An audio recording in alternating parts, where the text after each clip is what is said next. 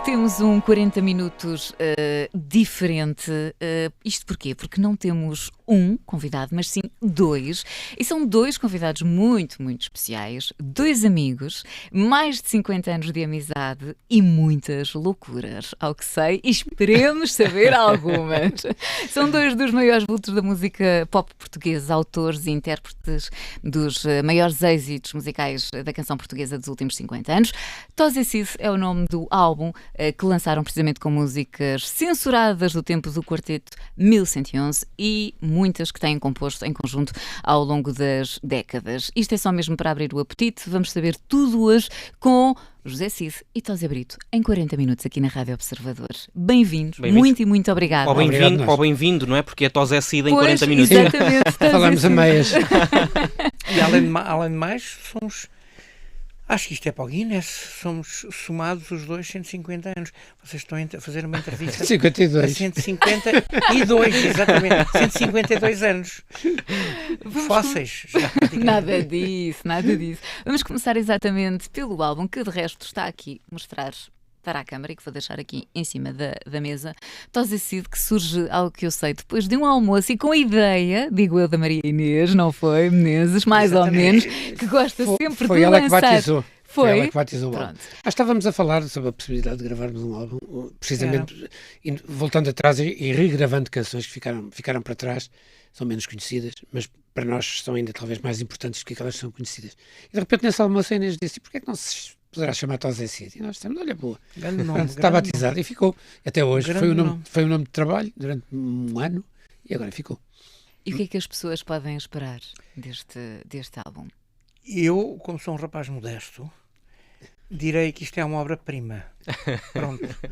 Não é de todo um álbum para fundo de catálogo, mas de todo é um álbum renovado, com canções incríveis, e a Sónia teve o bom senso de escolher exatamente uma das músicas mais mediáticas do álbum, que é o tema que o Jay-Z gravou no 440 e que se chama Marcy Me. Exato. E pronto, é um tema que ele, quando o Tozé me ligou a dizer: olha, o Jay-Z vai gravar o nosso Todo Mundo e Ninguém, eu fiquei sentado. Não é porque eu acho muito interessante, acho que nós somos muito melhores que o Jay-Z, mas mais interessante ainda é como ele nos descobriu. Como é que ele nos descobriu, exatamente. E tu sabes, Tozé, como é que foi? Não, a única coisa que sei, e isso sei porque depois falei com o publisher dele, com quem negociamos depois a questão dos direitos de autor, tivemos que negociar e bem, foi bom. Claro, faz parte. Faz parte, não é? E a única coisa que sei é que ele andava à procura, na música latina, de um riff de piano e de vozes, para fazer, em cima disso, em loop, para fazer o rap que fez. Escolheu bem. E quem estava à procura, encontrou-nos. Encontrou-nos, pronto. Escolheu bem, porque a afirmação é minha, nunca ninguém a disse, mas eu vou reforçar. O Quarteto 1111 é, nos anos 70, e na Europa continental, a banda mais rebelde, mais à frente, mais ousada, mais poética, mais censurada, mais castigada pelo regime, qual fosse o regime, de toda a Europa continental. E nunca ninguém percebeu isso. E estávamos na área do pop étnico. E sempre com censura em cima de nós, e nós tentando sempre assumir que não tínhamos rigorosamente medo da censura, continuando a escrever. De resto, vem uma mensagem que vinha do SNI proibindo as editoras de cantarem canções contra o regime. E é uma coisa muito engraçada. Nós fomos os únicos que marimbámos nessa mensagem, e também o Adriano Correia de Oliveira, porque o Zeca já escreveu um álbum genial, As Cantigas de Maio, completamente em branco, e que passou à censura tudinha, percebes? Ou seja, passou por lá para eles o poderem censurar, e nós não lhes damos essa hipótese. O disco saiu, tudo foi preparado, saiu para as lojas e depois ao fim de uma semana? Não, menos, foram uns dias. Gaveta. Foi completamente proibido, foi recolhido das lojas tudo, etc. Mas não passou pela censura, portanto. E não vos aconteceu nada depois disso? Não, Não, porque o meu pai era amigo do Ministro da Saúde. O pai do Tosé era uma pessoa muito conceituada. O outro era o Ministro Pereira, que era primo direito do professor Ministro Pereira. E nós também tínhamos uma coisa. O Salazar tinha um ódio de estimação às pessoas que estavam inscritas à esquerda no Partido Comunista. Era um anticomunista ferrenho, chapado. E ele sabia que nós, pelo menos uma grande parte do Quarteto 1111, éramos neomonárquicos. Como depois vieram os... quem? O grupo do eu já digo. Já não me lembro. A da Teresa Salgueiro. Os Madre Deus. Os Madre Deus também eram. E muitos grupos que houve. O Sétima Legião também. Sim. Éramos neomonárquicos. E víamos... Eu não era. Tu não eras. Por isso mesmo foste refratário. Mas também não tinha nada a ver com o partido. Não eras porque eras o mais atrasado politicamente. Porque nós víamos o país... Nós não víamos o país nem da esquerda nem da direita. Eu já te dou a minha visão. Víamos o país por cima. Víamos o país por cima para ter uma visão estratosférica do país fantástico em que nós vivíamos e vivemos, para podermos analisar as coisas sem estar dependentes de ideologias de direita ou de esquerda ou de centro. Percebes? E está provado que temos razão, porque o país podia estar muito mais à frente. Bom, mas isso era uma conversa agora para mais uma hora ou duas. Rapidamente, só para pôr aqui os pontos nos Claro, a visão. Em relação a mim, eu não era neomonárquico, nunca fui, nem sou. Sou completamente republicano, assumido, e sou social-democrata assumido também. Porque ser social-democrata não é a mesma coisa que ser democrata. Para ser democrata pode ser liberal, pode ser conservador. Social-democrata implica preocupações sociais, que eu sempre tive. E, portanto, é assim que me assumo e é assim que sempre me assumirei. Como Tem tal. piada. Nunca pensei nisso. Pois é, mas é o que eu sou. E isto eu sempre senti. Quer dizer, uma coisa é ser democrata, e ser democrata tu podes ser liberal, podes ser conservador e podes ao mesmo tempo ser democrata, nada te impede. Então, mas apoiaste aquele agora que esteve antes no PSD. Eu Passos Coelho. Parecia, não, o Passos Coelho sempre apoiei, é meu amigo. O Passos Coelho era teso. Eu confio completamente nele. Pôs o país todo... mas não vamos discutir política. Mas eu só quis fazer aqui este parênteses. Mas os almoços que costumam ter, e se calhar aqueles onde definiram algumas destas músicas, costumam ser assim também. São muito... Eu já percebi que tem aqui às vezes foi pontos fácil de vista bem diferentes. Mas isso aqui é... Mas é isso que nos une. Nós estamos a discutir um ponto de vista bem diferente que nunca me passou pela cabeça. A sério? Eu pensei sempre que o Tosé era socialista, Partido Socialista, não.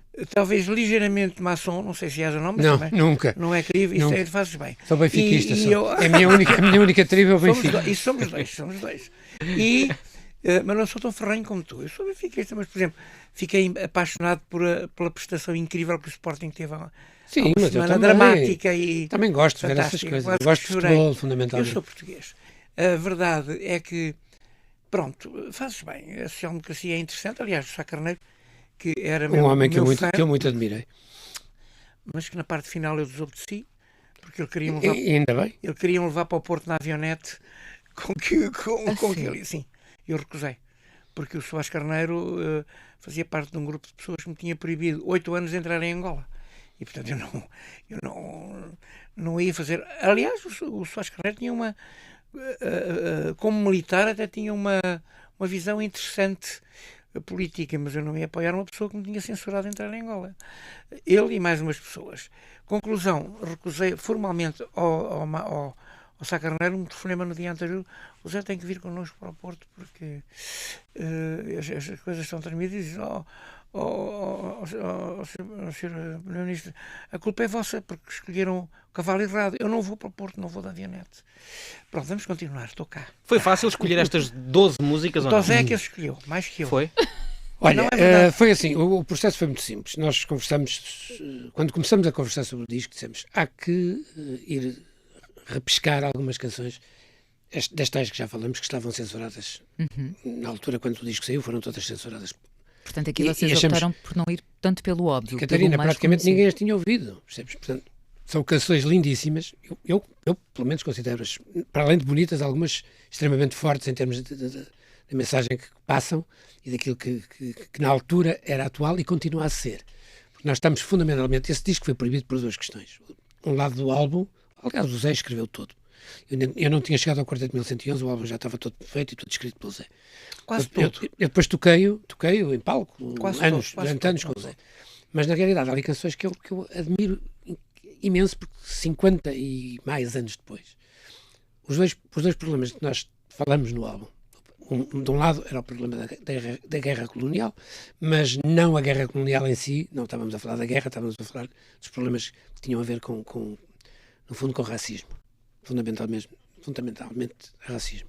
E do outro lado a imigração. E o problema da imigração continua a ser um problema completamente atual. Portanto, nós fomos buscar canções. A pigmentação fala realmente de um racismo que é um racismo até mais mental. É o racismo que neste momento o meu amigo Dino Santiago defende e ataca, que é o racismo da cor da pele. E é o racismo que é completamente xenófobo e completamente injusto. E então é a primeira vez... E cego, e completamente cego. Porque vai pela cor. Vai pela cor, não vai pelas ideias, não vai pelo... Não vai pelo caráter das pessoas, que é a coisa mais importante. Pigmentação é um tema extraordinário. E é a primeira vez que no mundo se vê uma canção, no mundo, não é cá, é no mundo, se vê uma canção a assumir diretamente a ideia de que, como diz no refrão, se a pigmentação do negro é problema universal, a pigmentação do branco é pigmentação mental, que a pigmentação do negro é pigmentação normal. E é a primeira vez no mundo que isto acontece. Estávamos a falar de 1969. 69. O álbum sai em 70, escrito em 69. E depois, para além disso, há outras canções muito bonitas. Portanto, o critério foi, vamos buscar 4 destas, depois vamos buscar canções que escrevemos juntos e que ficaram quase todas em lados B, de singles que saíram, ou perdidas no meio de LPs, no lado B do LP também, terceira faixa, quarta faixa, aquelas que ninguém ouve, que as rádios nunca passaram. Sim. E esse foi o critério fundamental, o primeiro. Depois há uma ou duas canções mais recentes. As rádios não passaram, não é por tua culpa, é por minha. Não era. Naquela altura eles passavam... Eles passavam outras canções nossas. Eu tenho enfrentado as rádios principais, as rádios grandes, é por mim. A lenda da Dom Sebastião, que faz mas isso é o Wikipédia. Faz um pouco a lenda do Quarteto 1111. Mas é tocada não em órbita. E, portanto, isso abriu portas incríveis ao quarteto. Sim, mas, por exemplo, o nosso João Gilberto e Astor Piazzolla podia passar em todas as rádios do mundo. Sim, essa é recente. Vai passar a partir de agora. Tem calma. Eu sou otimista, eu sempre fui otimista. Não, eu quero dizer com isto é que... Tu estás numa editora grande e multinacional. Eu estou numa cooperativa. Eu tenho um label que se chama Acid Records. Eu tenho um label que se chama... Eu estou na Sociedade Portuguesa de Autores, eu estou na SPA. Não estou em editora nenhuma. Eu sou ministro da Cultura, ou se mandasse, iam rolar cabeças. Não era na SPA, não. Que a SPA é muito útil à criatividade e à música portuguesa. E também na proteção, não é? Completamente proteger os autores, senão os autores não conseguiriam viver. Mas pronto, o critério foi este, fundamentalmente. E a partir daí, depois houve outro critério que já é estético, que teve a ver com a escolha. Exato. Em gravarmos as canções de uma forma muito acústica, muito orgânica. Muito e com as vozes, e com digamos que a ênfase completamente posta nas vozes. O que é que isso significa, essencialmente? Uma nova roupagem? Sim.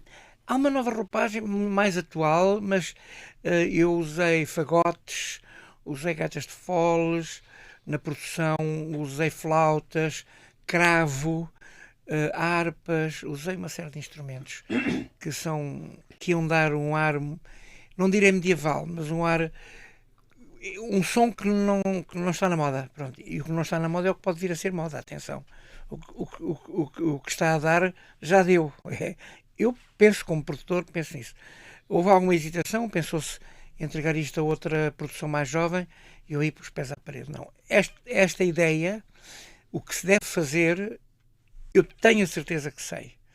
E pronto, meti-me em estúdio e fui gravando, fui mandando os arranjos para o Zé. o Dr. Zé ia dizendo aqui não, aqui sim, íamos alterando as coisas, até que depois viemos meter as vozes. E é uma coisa muito importante que se saiba, é que havia na nossa geração 2 grupos muito importantes. Éramos nós e os Shakes. Os Shakes tinham 3 vozes esplendorosas. Paulo Carvalho, o Tordo, Carlos Mendes. E nós tínhamos vozes. Mas nós a cantar a vozes dávamos um banho aos Shakes incrível. De tal maneira que nós fizemos a representação de Portugal num festival de rock ibérico com 4 bandas espanholas e 3 portuguesas em Vigo, e ganhámos o Festival de Vigo a cantar exatamente a vozes. Os outros fizeram uma barulheira para lá, que aquilo parecia ser algo que... E nós, percebes? Canta lá comigo. Agora não consigo. And you place the flowers that you wrote today, staring at the fire for hours and hours while I'm thinking. Agora já não sei a letra. Estás a ver? Nós cantávamos a voz como ainda hoje cantamos, porque graças a Deus. Não, mas isto com os auscultadores é mais complicado. É claro. Ainda há bocadinho em off estávamos a falar sobre esta questão eu tenho um auscultador fora da orelha. Sempre. Destes pequenos Eu detalhes. por acaso tenho as orelhas. As duas tapadas. E tomo omeprazol de manhã, que é o que estás a precisar.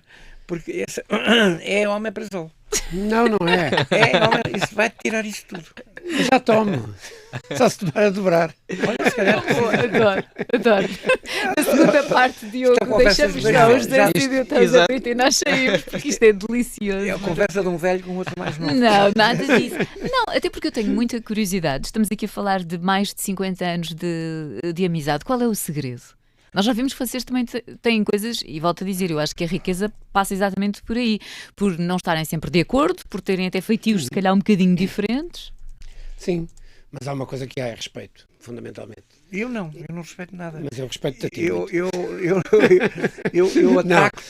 ataco-te quando é preciso. Também eu sou mais velho, tenho a obrigação de pôr o menino na ordem. Atacas-me com muito jeitinho também. Sempre, sou incapaz. Porque nós, o segredo é cumplicidade. Claro.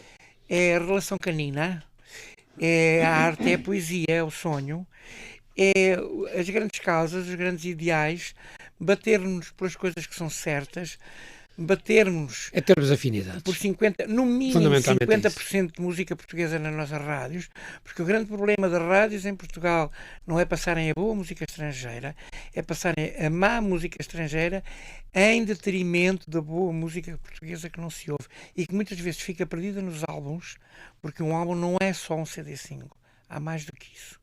Portanto, nós temos cumplicidades muito grandes, e temos sempre tivemos sempre muita cumplicidade e também com os outros elementos do 1111, não é? Sim, a amizade vem dar claro. a mais de 50 anos. O Michel e o Mário Rui são continuamos vivos, a dar-nos todos muito mas o António Muniz Pereira faleceu sim, há 3 anos. Há 2 anos ou 3. E era o outro que cantava vozes connosco. Era muito engraçado e tocava muito também violas acústicas e elétricas também.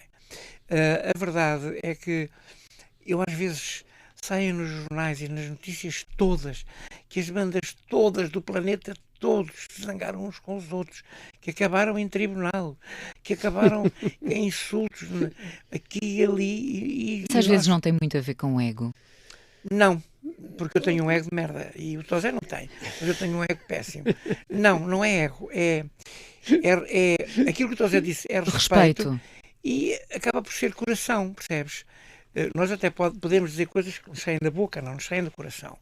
E é coração, porque nós estamos mesmo muito numa cultura pop e também numa cultura pop étnico, que é o caso deste álbum, que é um álbum que eu julgo. Olha, nunca te falei nisto, mas não, aproveita. Nós podíamos candidatar este Grammy. Eu já tenho um Grammy de músico latino por excelência. E eu acho que nós podíamos candidatar este Grammy este álbum a um Grammy de música latina. Só se for do World Music. Do World Music, exatamente. Por aí, talvez. É World Music. E depois viajamos outra vez a Las Fica Vegas. aqui a ideia, estás a abrir. Já estivemos lá em Las Vegas. Tens melhores formas de desgizar essas coisas, porque... Não, essas coisas, não há caminhos secretos para isto. Tem que se mandar o álbum, em primeiro lugar. E não tens nenhum gajo a quem meter uma cunha ou assim? Não. Não tenho. Não tenho. Eles gostaram tanto os argumentos, nós. mas os argumentos têm que ser convincentes. Pois E no teu caso era fácil. O teu Grêmio é um Grêmio de carreira. O Grêmio é um Grêmio. Qual é o processo, Brito, normalmente para estes prémios só título de curiosidade? Agora já está melhor. Homem para zol. Não, já não é isso. Eu depois explico-te. Já deixaste de fumar, não me digas que voltaste a fumar. Não, mas fumei 3 maços por dia durante 25 anos. Foi. E portanto as marcas estão cá e vão estar sempre. Nós temos que avisar isso às pessoas. Nós temos a obrigação de dizer essas coisas às pessoas. O meu pai morreu com cancro de tabaco, as minhas 2 irmãs morreram com cancro de tabaco. Eu ainda não, felizmente também deixei de fumar há 20 anos. Uma sobrinha está muito mal terminal com cancro de tabaco. Portanto, meus queridos amigos, não fumem tabaco. Eu também digo a mesma coisa. Mas sabes uma coisa engraçada? Eu sou o primeiro a dizer vamos soltar uma gargalhada. Vamos soltar uma gargalhada a todos. Não há cancro de erva. Nunca houve uma... Nunca houve um caso. Não sei, não faço que ideia. viesse nos jornais a pessoa tal que fumava erva. Bom, Diogo, tu é que és o homem das notícias. Não, pelo simples não convém evitar também, exato. se calhar, não é? Sim, claro que sim. Não obstante, nós aqui a apelar. Eu fiquei alérgico a 2 coisas, ao fumo e ao ar-condicionado. É curioso. Se eu estiver num local com fumo, tenho que sair imediatamente. Porque criei alergia ao fumo. Ao tabaco. Nós saímos de um restaurante ou de um teatro ou de um cinema e as pessoas que estão cá fora a fumar, aquele ar medonho que se respira... Eu não consigo. E outra coisa que eu não sei se aqui está ligado ou não. Ar-condicionado. A Catarina está a olhar para mim porque geralmente sou eu que tomo conta do ar-condicionado, ainda bem. mas não faço ideia. Porque eu sou da sua equipa, completamente contra ar-condicionado. Mas vocês têm que perceber uma coisa. Dentro dos automóveis não se consegue resistir no verão sem ter um arzinho condicionado soft. Nos aviões temos que respirar o ar daqueles chineses todos que vêm no avião, porque o ar circula e sai das narinas daquela gentalha toda e vem para nós, coitadinhos, que temos que pôr máscaras. Eu, quando entro no avião, que é raríssimo, porque detesto andar de avião, entro logo de máscara, porque não posso respirar aquele ar, porque no dia a seguir estou mesmo com uma faringite. O ar condicionado dos aviões é fatal. Normalmente nós que trabalhamos muito com a voz temos estas sensibilidades, não é? Cuidado. Agora, há coisas que, por exemplo, há umas bombas mágicas, milagrosas, que eu tenho lá em casa e que me esqueci de trazer. A sério? Sim, não sabia. eu tenho que usar. Do asma? É um pouquinho de cortisona, não é nada de especial. É daquelas... Não, quando estás em contacto com o ar-condicionado ou com o fumo, o remédio, se tens que estar. Okay. Porque como o Zé diz, se puder sair, saio, fujo. Mas num avião tu não foges, não é? Mas podes aí... pôr um para cima das pessoas. Eu não sei o nome do medicamento, nem vou aqui fazer publicidade. Claro, publicidade. Mas de qualquer maneira há remédio para isto. Pronto. A Gabriela também não é assim tão grave.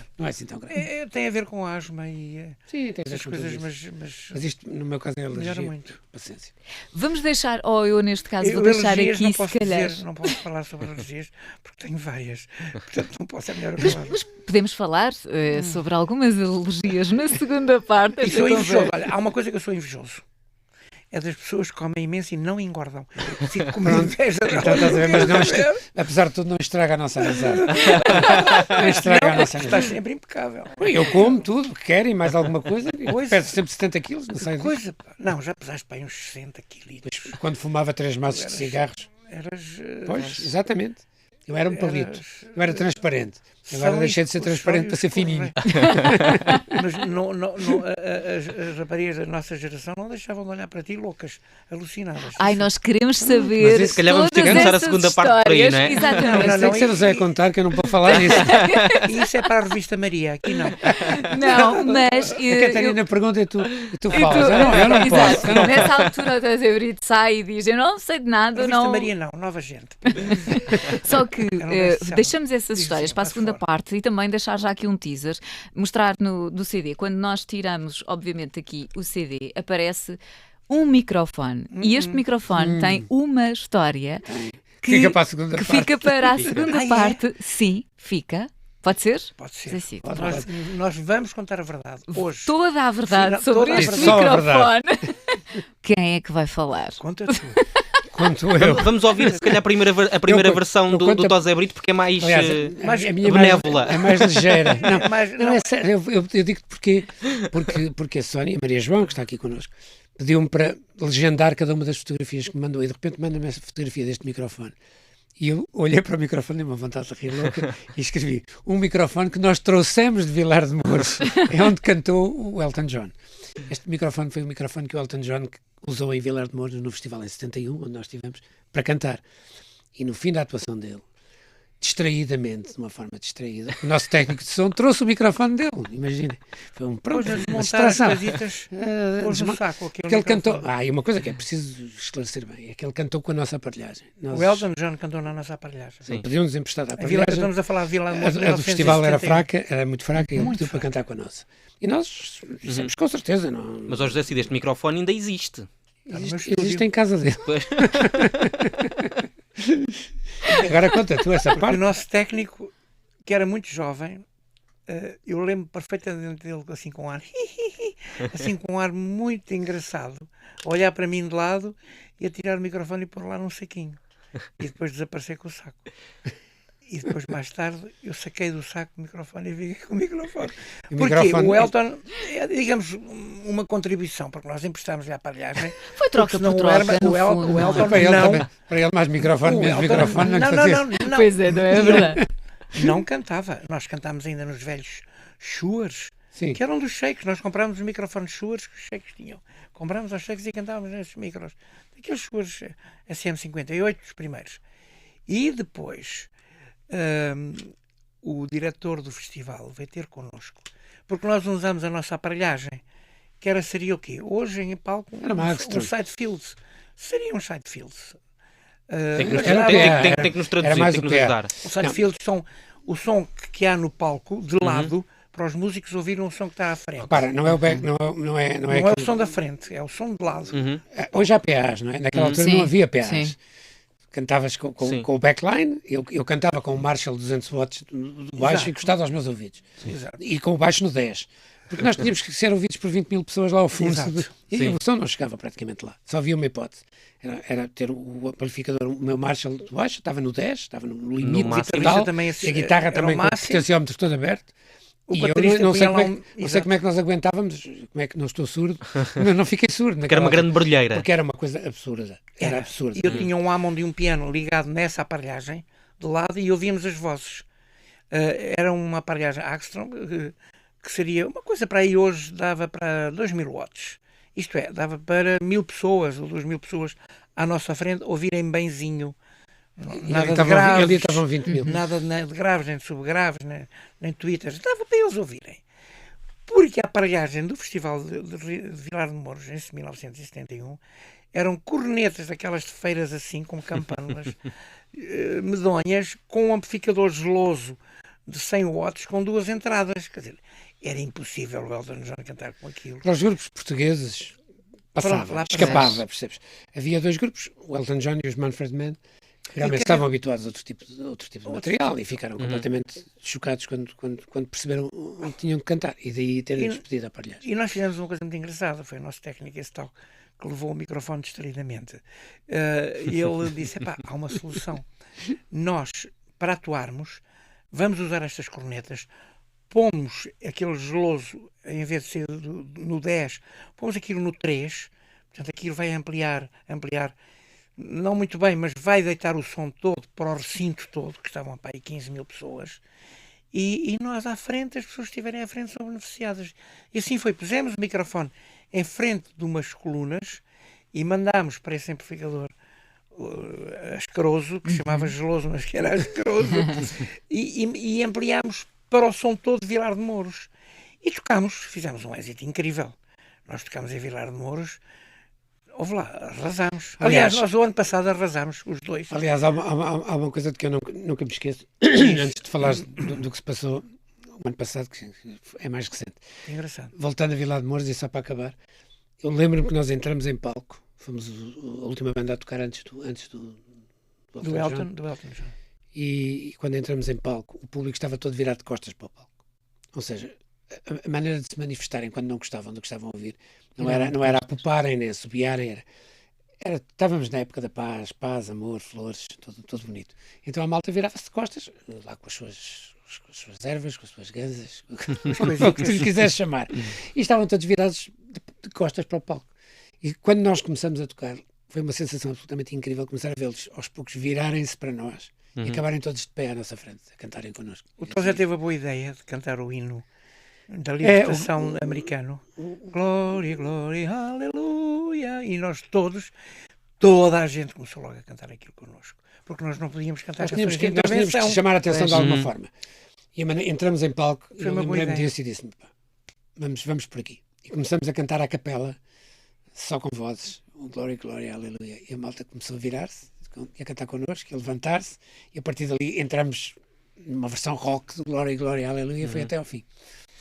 Mas onde é que começou a vossa relação que vos trouxe até aqui, a este CD, que é o momento em que estamos agora? Curioso.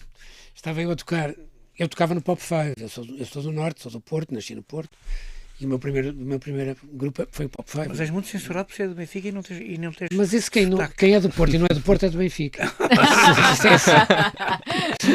Isso é assim. Pronto, e não há mais discussão. O Porto não há sportinguistas, há portistas ou benfiquistas.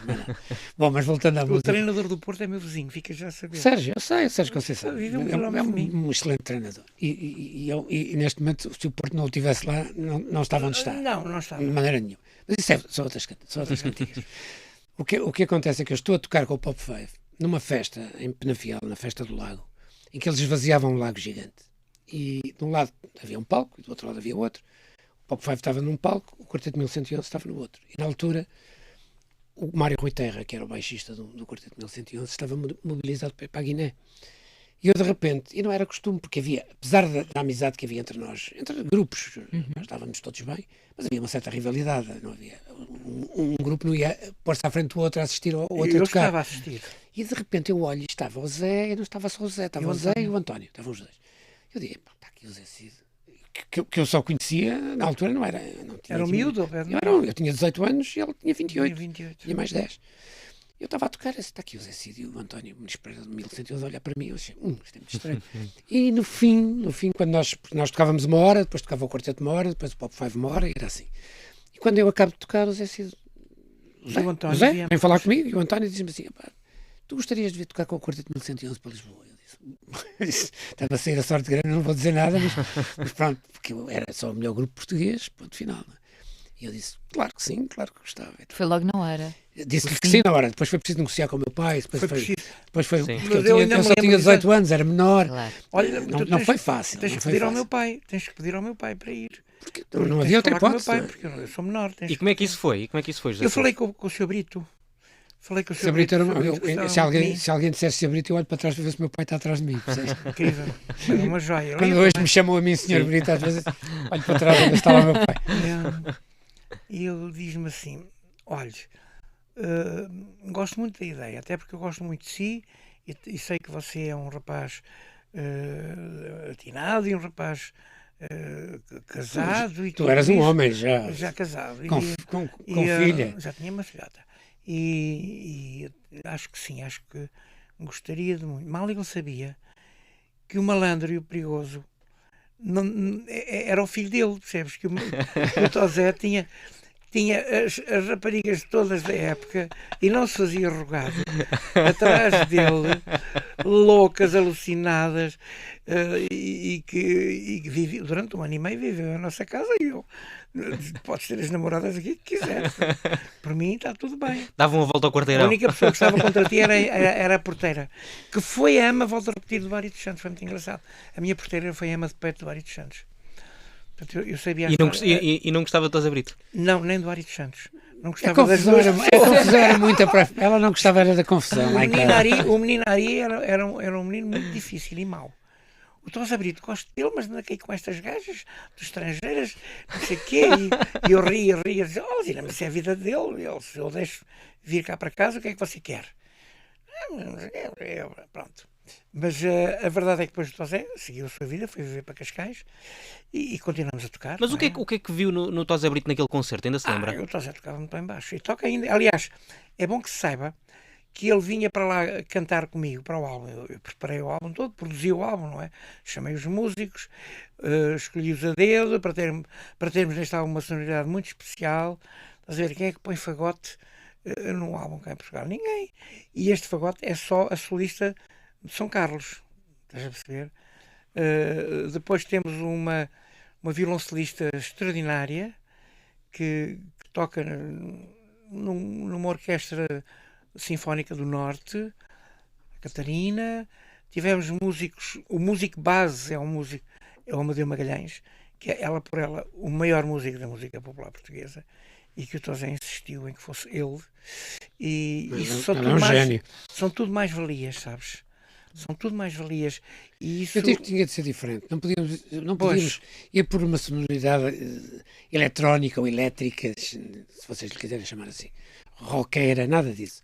Era descomplicar, era fazer uma coisa completamente acústica, muito bonita, com todos estes tons que são orgânicos, que são naturais. E depois pôr-lhes as nossas vozes em cima, dar destaque às vozes, fundamentalmente, e cantar bem. Mas eu obriguei o Tosé a tocar baixo. Epá, eu não toco baixo há 40 anos. Pá, pois, e era verdade. E eu disse-lhe, pá, mas tocar baixo é como andar de bicicleta, nunca mais desaparece. Fazes favor... pá, mas este baixo tem 5 cordas. Eu nunca toquei num baixo de 5 cordas, que eu tenho lá no estúdio um baixo de 5 cordas. Toca só em 4. Olha, eu só digo uma coisa. Ouçam as linhas de baixo que este menino fez no álbum, que é uma mais-valia. Portanto, mais-valia que tu tocasses. Pois, mas o problema é que 40 anos depois, sabes, é como andar de bicicleta, só que os dedos não aguentam mais de uma horinha que ficam... mas isso... Não, sério, é que faltam descalos. Quando tu tocas todos os dias, como eu toquei toda a vida, não há problema nenhum. Mas agora tocar baixo, ao fim de uma hora, estou com os dedos desfeitos. Mas teve que ser devagarinho. Pronto. Mas muito bem. Portanto, tu tocas baixo. Mas não me obrigas a tocar viola. Não, ela vai haver uma de Magalhães toca viola acústica com quase ninguém no planeta, de maneira que... Mas ao longo destes anos todos sempre foram mantendo a relação? Houve períodos em que estiveram mais afastados, mais próximos? Mais afastados tivemos. Sim, tivemos por razões perfeitamente profissionais. Quer dizer, o Zé é uma altura que sai do quarteto e dos Green Windows. Em 76. E o Zé começa a sua vidinha. Eu organizo com o Mike, na altura, o Gemini, foi o grupo que nós organizamos na altura e com que fomos à Eurovisão, etc.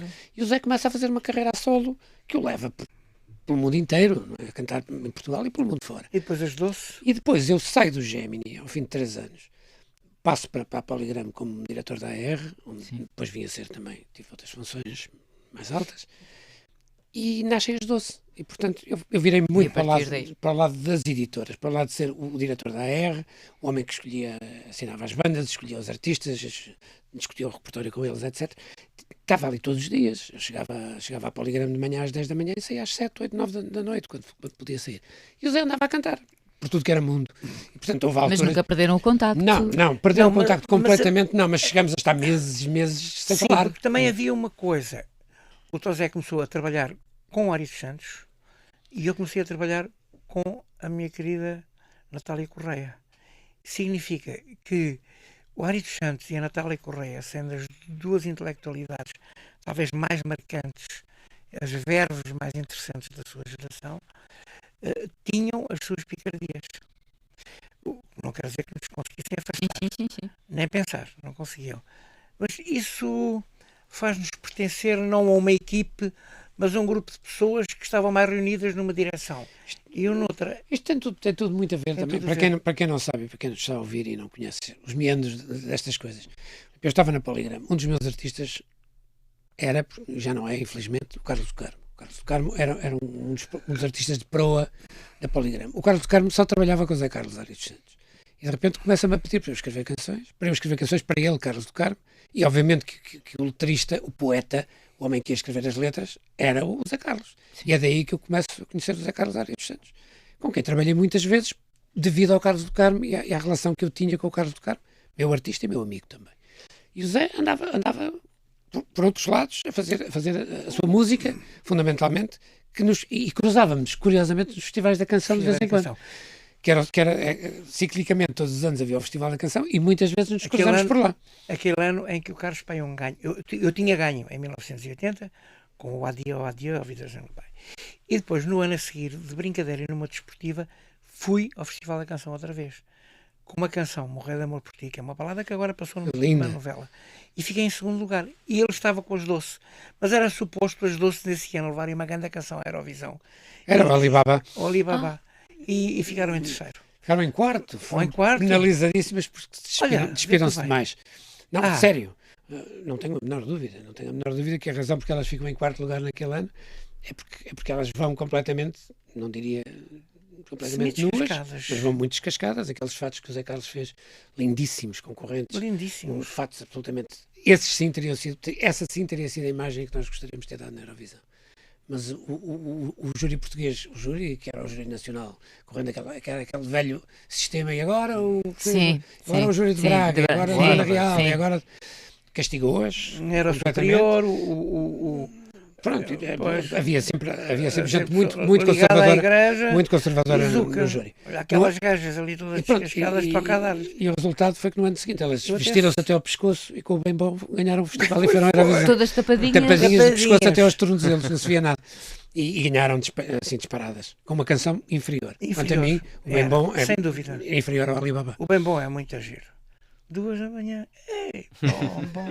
E é engraçado como atravessa todas as gerações, porque lá em casa eu tenho mais pequenos e que cantam. Claro. E agora houve o filme. Mas eu defendo sempre e defenderei sempre, e acho que isto é... Em arte tudo é muito subjetivo. Ou seja, na música tudo é muito subjetivo. Nós podemos gostar muito do que fizemos aqui, vocês ouvirem e não acharem muita graça, ou não gostarem mesmo. E vamos ter certamente uma visão até diferente, não é? Porque quem ouve tem essa liberdade. Mas há uma coisa que não é subjetiva. Só há uma coisa em arte que não é subjetiva. A intemporalidade e a longevidade.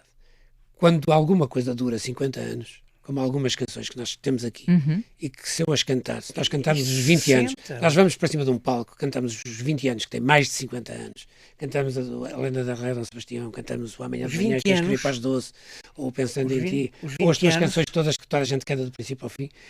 E alguma coisa tem que estar bem feita. Quando as coisas duram 50 anos e passam de geração para geração, e tu estavas a dizer, Catarina, né? São pais, são avós, são pais, são filhos, e às vezes já são os bisnetos dos avós, e todos cantam. E isso, engraçado. Quando isso acontece, alguma coisa foi bem feita. Não é possível dizer, eu não gosto, não me identifico com isto, mas é impossível dizer que isto está mal feito. Claro que sim. Estás a ver, nós tivemos essa prova o ano passado. Eu fui convidado para o Rock in Rio. E eu normalmente o meu convidado é o Mário Mata. O Mário Mata é talentosíssimo e só escreve coisas boas. Mas disse, não, no Rock in Rio só tenho 1 hora de concerto, vou convidar o Tosé.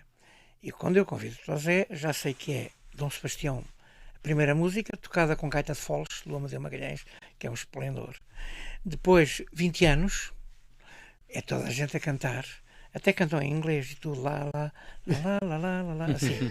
E depois o Amanhã de Manhã, então aí, aquilo vem abaixo. E o Rock in Rio veio abaixo. De tal maneira que... Tiveram-nos tirado de palco às 2 da manhã porque iam fechar. Pediram-nos para tocar mais 1 hora. Nós tocámos ainda um bocadinho em cima dos Duran Duran, que estavam no outro palco maior. Sim. Mas o nosso palco antes de nós tinha cantado o Ney Matogrosso e os Delfins e o António Zambujo, e foi muito engraçado porque nós vimos ao longe as pessoas a virem todas dos Duran Duran, porque acho que o Simone Le Bon já não é a mesma máquina que era. Foi assim, não foi mal, mas não foi. O mal é inimigo do ótimo. E era, mas 100 mil pessoas a atravessarem a colina e virem todas para o nosso lado, todas com os braços no ar. Nós fizemos uma cena, antes do Tosé entrar, fizemos uma cena muito roqueira, que já está convidada para ir no próximo ano. No final da nossa atuação, os brasileiros vieram ter connosco e disseram, meus queridos amigos, nós nunca sonhámos que em Portugal havia um concerto ao vivo com esta dinâmica e com esta qualidade. Estão contratados para o ano, daqui a 2 anos. E nós estamos contratados já, como estamos contratados para o Sol da Caparica. Sim. Este ano já. Portanto, significa que eu sou um cantor ao vivo. O Tosé, que deixou um bocadinho o lado da vida dele, Deixei muito. não desaprendeu. tens de tomar o omeprazol para te melhorar a voz. Não desaprendeu e continua a saber cantar. Tem o seu estilo, e nós os dois a cantarmos juntos é uma bomba. Mas nós agora vamos ter a oportunidade de vos ver ao vivo. Sim, onde e quando? Vamos ver. É que nós queremos saber. Olha, se quiserem ir a Barcelos já no dia 29 de Abril, vai ser a estreia deste Depois trabalho. eu tenho também as festas de Palmela já assinadas. São umas festas grandinhas. Eu tenho também outras festas aqui perto. Cruz. Mas aí não contas comigo. São 100 km. Isso é o que tu pensas, depois vais ver. Surpresa! Até porque nessa altura Foi uma provocação para ver o que é que tinha ali. O nosso disco já saiu, porque há uma coisa muito engraçada neste disco, e isso vem provar a intenção de criar uma grife neste álbum muito ligada, se possível melhorada, ao Quarteto 1111, que é não haver muita guitarra.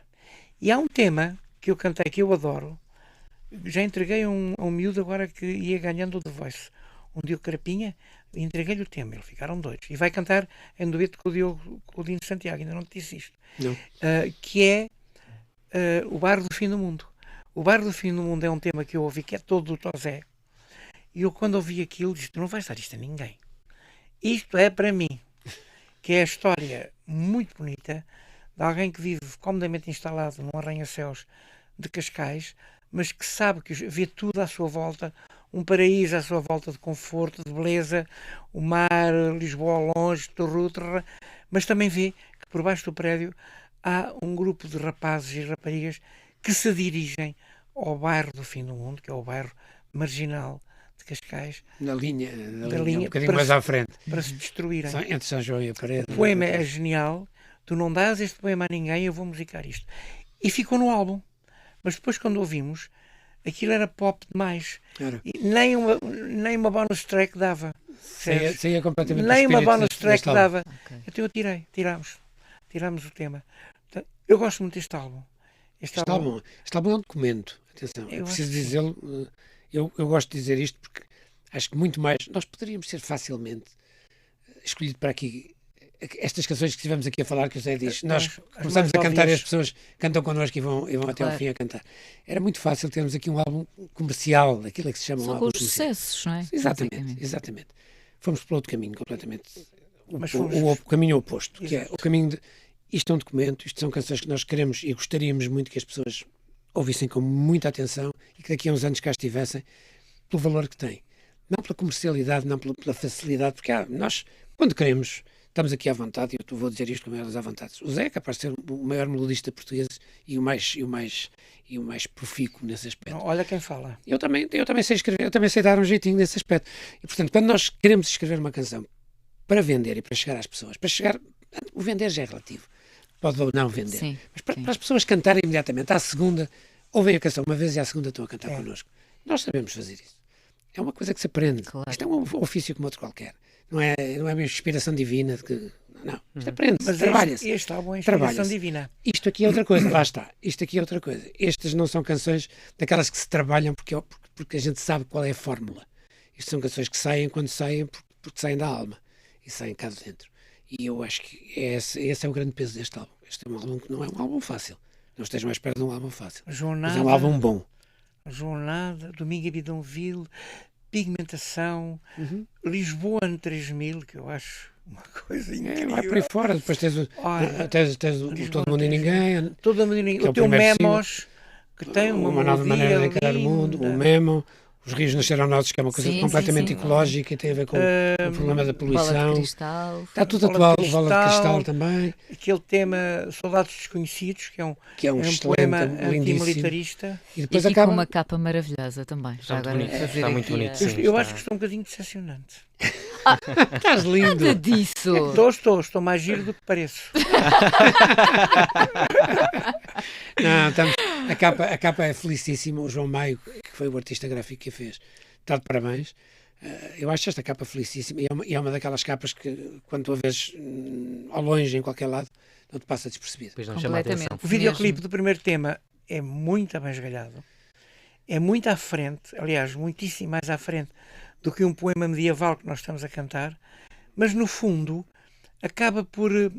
é tão diferente que acaba por concentrar não só na imagem do videoclipe, mas na imagem, na melodia da canção, que é lindíssima. Todo mundo e ninguém é escrito assim. O Tom Zé, quando vem do Pop 5, chega ao estúdio e vinha com umas ideias de gravar em inglês. Eu disse, estás fora de questão. Aqui mando eu. Agora vais cantar este poema. E lembro perfeitamente, tens aqui este poema, Sim. Começas a musicar. E ele também, 2 dias depois, já disse, olha que já estou muito avançado. Então pronto, começa tu na parte inicial que eu depois faço o refrão. E é isso. Tudo no Ninguém é um tema lindíssimo. E tão bom com estas imagens, estas fotografias. Isto permite essa, viajar no tempo. Aquelas somos nós dois em Tóquio, porque nós em 72 fomos os dois a Tóquio. Não se passou nada. Essa, onde tu tens a tua mão esquerda, sou eu e o Tosé em Tóquio, com uma imagem de roqueiros dos anos 70, do mais à frente que há no planeta. Eu de preto, ele de branco, eu de barbas, de barbuchas, e ele Está do lado de cá. com um ar, com o cabelinho todo lindinho. Não. Do outro. Essa. E a música era boa, mas faltava-lhe um refrão. Eu depois voltei ao Grande Prémio de Tóquio 6 anos depois e ganhei. Ganhei à frente do Elton, à frente dos Água Viva, que era uma banda espanhola brutal, com quem eu fiz a maior das cumplicidades, num festival já tecnicamente muito mais avançado. Eu estreiei aqueles pianos da Yamaha, os CP80, sabes? E entrei numa passadeira como se fosse uma escada rolante. Isso. Quando nós lá fomos não havia nada disso. Nada. O palco, Tinha que ser a pé. E eu levava umas botas 39 e calço 41. Eu vou deixar aqui uma sugestão, que é, vocês têm de fazer um storyteller. Tinha que levar umas botas brancas, eu tinha aqui de branco de cima a baixo. E eu pedi umas botas emprestadas a uma rapariga minha amiga, na altura. Calhou serem 2 números abaixo. Em Portugal. E eram 2 números abaixo. Ali há 5 pezinhos. Conclusão, quando eu cheguei ao microfone para cantar, olhei para trás e ele vinha para aí a 15 metros ainda de distância. E entrámos cada um de cada lado. Bem, estamos mesmo na reta final. Isto passa a voar. Vou só deixar aqui uma sugestão. Vocês deviam fazer uma espécie de unplugged. Aqui também a falar um bocadinho de cada música e dessas histórias, porque vocês têm memórias incríveis que ficaram tantas aqui por partilhar. Parece que isso vai acontecer. Sim, a sério. Talvez. Pode acontecer. Parece que isso vai acontecer. Está aí nas estrelas, acho que sim. Não sabia de nada. Mas é uma boa sugestão. Pronto, eu adoro. Mas quando isso acontecer, convidem-me, por favor. Claro, estás convidado. Convidem-nos. Eu também vou, claro. Vamos embora, todos. Pronto. Muito obrigado. Tu viste as coisas com futurologia, digamos que. Não, é porque Ela tem uma bola apaixonada pela música. Cristal, não tenho, mas sou uma apaixonada por música e gosto sempre de saber estes detalhes e as histórias por trás, enfim, desta... Este álbum não deixa dúvidas. Este álbum, eu ponho a cabeça debaixo da guilhotina. Este álbum é brutal. Esqueçam que isto seja um álbum de fundo de catálogo, porque estão aqui 2 velhotes a fazê-lo, mas esqueçam isso. Não há cá velhotes aqui. Nós surpreendemos aos 70, aos 80. Os únicos velhotes aqui somos nós, Diogo. Não, isto tem muita pinta. Pois está. Tem muita pinta. Não tem. Nós estamos muito à frente. E estar à frente é não copiar aquilo que está a dar. Nada. Este álbum é completamente original.